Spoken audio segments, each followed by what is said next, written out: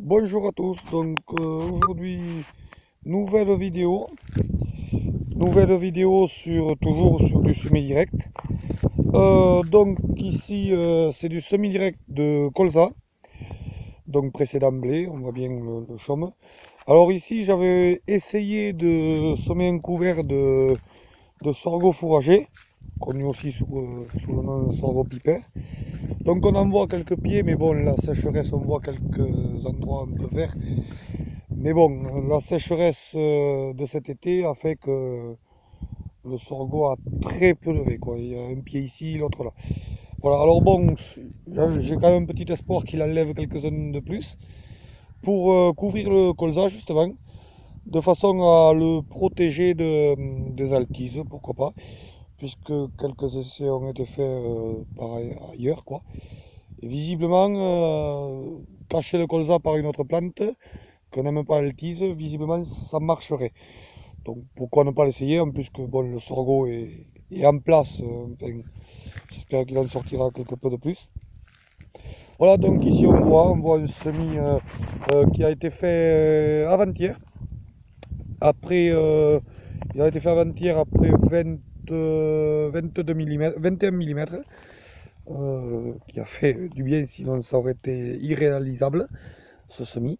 Donc on voit quand même un semis, c'est chouette quoi, ça c'est bien effrité. Alors bon, pour trouver une graine, ça va être compliqué. Ça va être compliqué parce que c'est du colza et donc, comme tout le monde le sait, c'est très petit comme graine. Mais voilà, on voit quand même quelque peu de terre fine, de terre qui s'est mise dessus. Voilà, la terre fine, très sympa, qui s'est mise dessus. Donc, je voulais passer un coup de rouleau. Mais bon, vu qu'il a refait 7 ou 8 mm dessus, pense pas qu'il y ait une vraie nécessité d'un passage de rouleau. Voilà, donc on voit que quand même l'arrêt est très humide. J'ai été peut-être un peu profond par endroit. C'est pour ça que le rouleau aussi, il ne faudrait pas trop refermer l'arrêt, que le colza puisse passer, quoi. Parce que bon, c'est vrai que le huard n'est pas en régularité de profondeur, c'est pour reconnaître que c'est pas son fort. Donc bon, ici on est en présence de terre graveleuse, quoi. C'est du gravier, voilà, on voit des graviers, hein. On voit des graviers, on peut pas appeler ça vraiment du caillou. Contrairement juste de l'autre côté de la route où là c'est par contre du joli galet. Mais bon, voilà.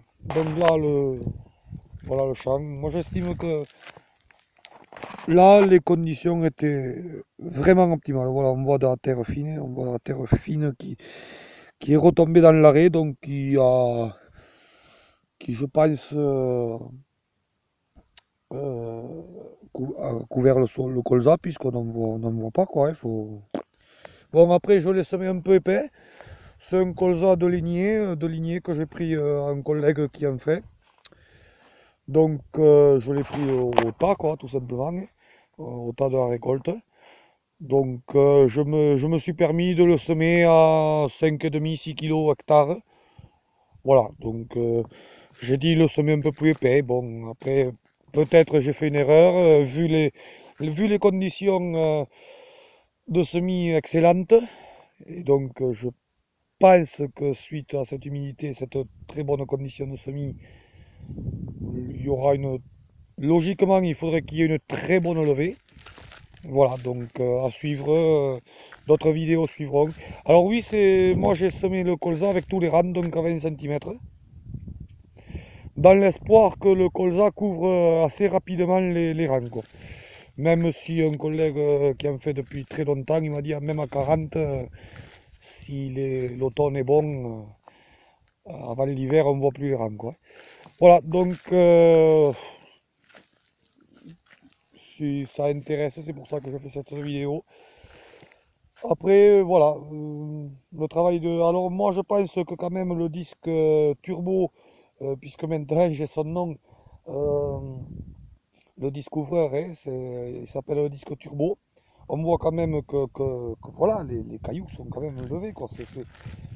On a quand même réussi sur l'arrêt de semis à lever des cailloux, quoi. c'est pas mal quoi. Donc la preuve qu'il y a une pression certaine sur les disques quoi. Et on voit les cailloux, ils sont sortis de l'arrêt quoi, carrément. Ils ont été sortis de l'arrêt. Regardez celui-là, qui est un peu plus important, il est carrément sorti il a été sorti de l'arrêt quoi. De l'arrêt de semis. Voilà, là on en a pas mal. On le voit dans l'arrêt de semis, ils ont été dégagés quoi. Voilà, donc après, voilà, le travail bien fait comme ça. Moi je l'attribue au disque turbo. Donc le disque ouvreur avec les ondes inclinées. Voilà. Après, je ne sais pas quoi dire de plus sur ce semis. Bon, comme pour le reste, je vous ferai d'autres vidéos lors de la levée. Petit suivi quoi, si, pour ceux que ça intéresse. Bon, tout de suite là, je change de champ. Bon, je ne vais pas aller au champ à côté parce que qui est juste au-dessus là, on doit le voir au-dessus de la route là. C'est la même terre à quelque chose de près, bon un peu plus argileux là sur le fond, mais peu et de ce côté aussi. Et c'est sur le haut là, le coteau qu'on voit, où il y a des gros galets. Mais le travail voilà, est équivalent à quelque chose de près à ce que je viens de vous faire voir ici. Donc là je change de champ. On va aller voir, je vais vous faire voir un semis de colza toujours, mais là, là qui servira de couvert pour du colza, pour du soja, pardon. Donc changement de type terre. Enfin, je change de champ, je vous explique ça tout de suite. Voilà donc, comme je vous disais, là je passe au champ.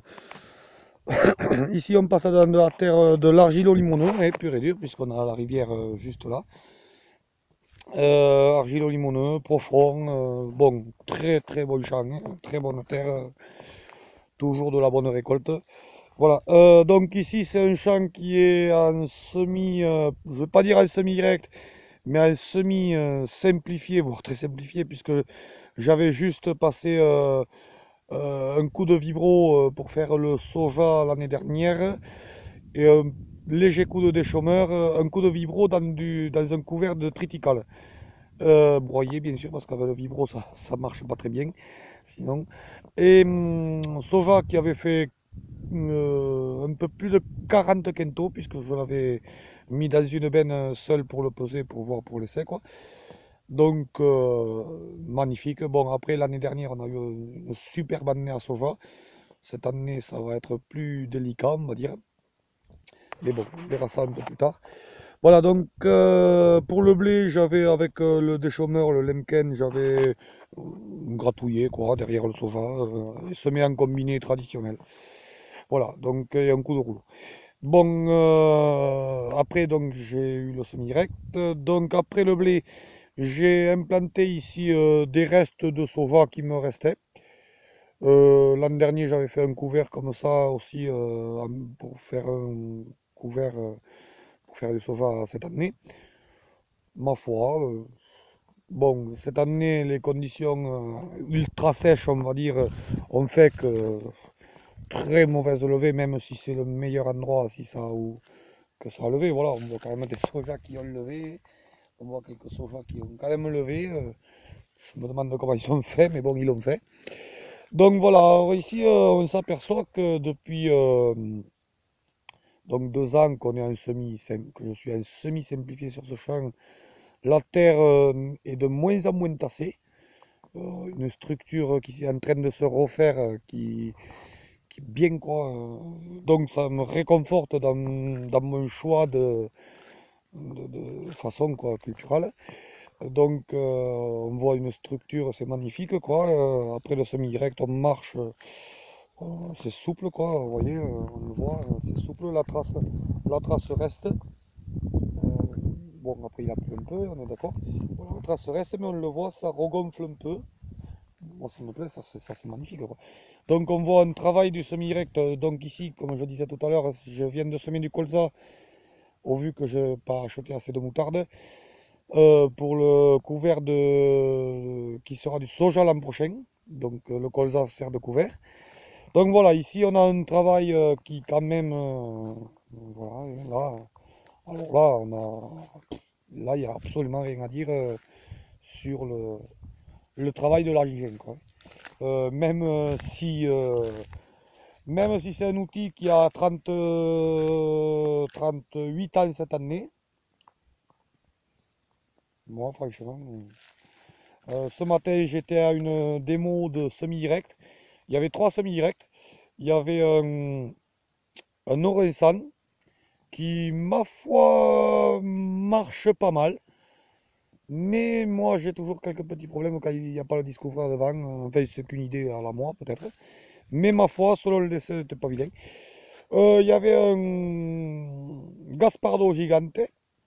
Ce moire qui me plaisait pas mal, bon, on ne l'a pas vu en fonction parce qu'apparemment il aurait été vendu, donc le concessionnaire ne l'a pas fait fonctionner, a juste expliqué les caractéristiques du semoir. Et après, c'était quand même en second, mais je l'ai mis en dernier, je le dis en dernier volontairement. On a vu un Great Plains, donc américain, hein. Semoir qui m'a beaucoup plu, puisque dans l'idée, il est très proche du UAR. Disque ouvreur, double disque sur l'élément semeur. Chouette truc que j'ai trouvé, les disques décalés. Ça m'a plu. Je trouve qu'ils ouvrent, enfin ils sont, il n'y a qu'un disque qui attaque vraiment quoi. Sachant que l'autre est légèrement décalé sur l'arrière. Bon, après c'est sûr qu'on est sur des engins très récents, mais le Grandpen m'a beaucoup plu. Mais bon, alors j'ai vu le travail ce matin dans des couverts que j'avais semés moi pour la démo de la foire, à côté là. Mais franchement, en dehors de la roue, des roues plombeuses qui sont à l'arrière et qui par la même occasion servent de roues de terrage sur le grain plein, moi franchement le travail, je suis aussi convaincu de mon UAR que des semoirs beaucoup plus récents, sauf que le budget est loin d'être le même. Même si le grain plant apparemment serait pour un 3 mètres en mécanique serait à 30 000 euros, je dis que c'est quand même pas exagéré quoi le prix. Pour un engin, pour des engins qui cotent quoi. Qui cotent sérieux. Voilà donc eh bien, je voulais vous faire voir, je vous ai fait un peu parler des semi-directs que j'ai vu ce matin. Voilà, c'est un maïs qui devrait me rester dans la caisse quand j'ai fait le couvert, qui a dû se mélanger un peu. Voilà, donc ben, voilà le travail de mon UAR. Ici, donc, c'est un couvert, hein. Ici, c'est pas comme le champ précédent qui sera pour la récolte. Mais bon, moi je trouve. Après, voilà, comme je disais tout à l'heure, au risque de me répéter, depuis 2 ans que c'est en semi-simplifié, je trouve que la structure est en train de se refaire comme il faut, quoi. On est sur des passages, sur très peu de passages de tracteur, même les contournières, ça se, les contournières se travaillent quasiment aussi bien, même pour pas dire aussi bien que le champ, quoi, hein. On le voit, les contournières, rien à dire. Voilà donc, ben, écoutez, je ferai une autre vidéo pour la suite du colza. Et j'en ferai une autre parce que les récoltes soja approchent. Donc je ferai une petite vidéo pour donner les résultats du soja en semi-direct. Voilà, merci d'avoir regardé cette vidéo. Au revoir.